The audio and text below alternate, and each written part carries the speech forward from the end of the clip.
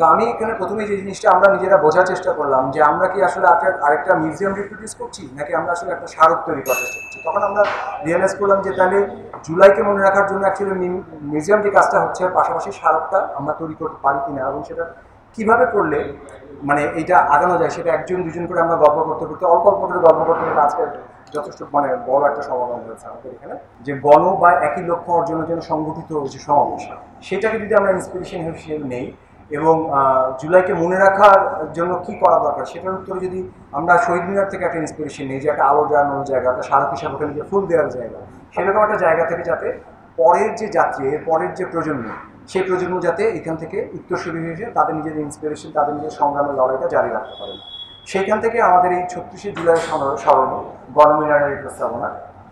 So সেটার জন্য আমরা দুইটা উপাদান আইডেন্টিফাই করলাম যে আমরা যদি একটা মেমোরিয়াল করতে চাই তার মধ্যে গুরুত্বপূর্ণ হবে কিছু দেওয়াল তৈরি করা দরকার যে দেওয়ালে আমাদের এই পরম্পরার চিত্রগুলি তুলে ধরা যায় কিনা এবং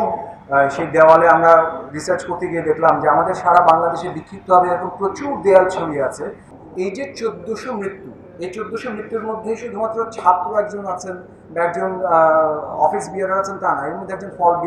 ফল বিক্রেতাও আছেন, একজন মৎস্য ব্যবসায়ী আছেন। এই 1400 মানুষকে কিন্তু আমরা আসলে আলাদা করে আইডেন্টিফাই করতে পারি না। তো এইখানে একটা গুরুত্বপূর্ণ উপাদান আমরা পেলাম যে এই 1400 মানুষকে আমরা কীভাবে তাদের প্রত্যেকের নাম জন্মসন যেটা সরকারি নথিভুক্ত সরকার যেটা অলরেডি ইনভেস্টেড করেছেন সেইখান থেকে নিয়ে আমরা নিজেরা কোনো কিছু প্রস্তাব করছি না। তো এখান থেকে প্রশ্ন আসলো কোথায় করবো। আজম যেটা বলছেন বিজয় সরণির ব্যাপারটা আলোচনা এই জন্য এসেছিল যেখানে প্রধানমন্ত্রী কার্যালয় থেকে শুরু করে গণভবন পর্যন্ত যে রাস্তাটা বিজয় সরণি সেই বিজয় সরণিটা কিন্তু একটা গুরুত্বপূর্ণ রাস্তা হিসেবে আবির্ভূত হয়েছিল। আপনারা যদি মনে থাকে 5ই আগস্ট বা 4ই আগস্ট কিন্তু ওটা অত্যন্ত গুরুত্বপূর্ণ একটা মানে রাজনৈতিক চরিত্র ছিল এই রাস্তাটা। তো সেখান থেকে আমরা দেখলাম যে মিছিলের মুখ ছিল আসলে প্রধানমন্ত্রীর কার্যালয় থেকে গণভবনের দিকে। সো ওই রাস্তাটাকে এক ধরনের মানে মেটাফরিক্যালি বা রূপকার্থেও একটা ওই জায়গাটাকে আইডেন্টিফাই করলাম আমরা এবং সেটা করে ওই জায়গাটাকে আইডেন্টিফাই করতে গিয়ে দেখলাম আপনারা যদি মানচিত্রে দেখেন এটা গুগল ম্যাপে ব্যবহার করা হয়েছে। বাম দিকের কোণাটা হচ্ছে আপনার যেটা চন্ডী মসজিদের দিকে গেছে আর ডান দিকের চৌরাস্তাটা হচ্ছে আপনার র্যাঙ্কস ভবনের চৌরাস্তাটা দিকে গেছে। যে মাঝখানে বিজয় সরণির যে রাস্তাটা এই রাস্তাটার আমরা ম্যাপ মানে যতটুকু জোগাড় করা যায় দেখলাম উত্তর দিকে আছে আপনার ন্যাশনাল প্যারেড গ্রাউন্ড, দক্ষিণ দিকে আপনার নব থিয়েটার এবং মিলিটারি মিউজিয়াম আছে, বাম দিকের একদম শেষ মাথায় আছে মেট্রো স্টেশন। মেট্রো স্টেশন থাকাটা আমাদের জন্য খুবই গুরুত্বপূর্ণ একটা নিয়ামক হিসেবে আসলো কারণ মেট্রো স্টেশন থাকা মানেই হচ্ছে যে কোনো গণমানুষের অ্যাক্সেসিবল হওয়া। সো এই পুরো জায়গাটায় এখন একটা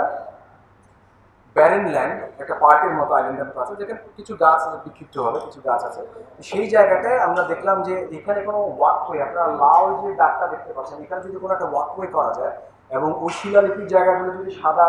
যে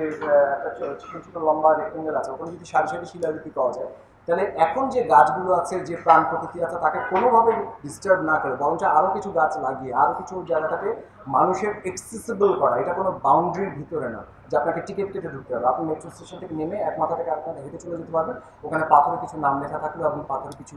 মানে সংগ্রামের ইতিহাস লেখা থাকবে। এইভাবে আমরা জিনিসটা নিয়ে আগানো শুরু করলাম এবং পরবর্তীতে আমরা কিছু স্কেচ করে আমাদের কিছু বন্ধু এখানে সহযোগিতা করছেন, তারা আমি জানি না এখানে এসে পৌঁছেছেন কিনা এখনও, তারা কিছু স্থপতি বন্ধু কিছু সহযোগিতা করছেন, তারা কিছু স্কেচ করেছেন এবং তার ভিত্তিতে আপনারা যদি দেখেন ডান দিকে হচ্ছে সংসদ ভবনের দিকে এই মুখটা হচ্ছে এই ছবিটার মুখটা হচ্ছে ডান দিকে সংসদ ভবন এবং গণভবন আর একটা নিচের দিকে বাম দিকের কোণাটা হচ্ছে র্যাঙ্কস ক্রসিং আর রাস্তার বাম পাশে এই ছবিটার বাম পাশে হচ্ছে মিলিটারি মিউজিয়াম বা নব থিয়েটার। সো এই জায়গাটা ধরে যদি আমরা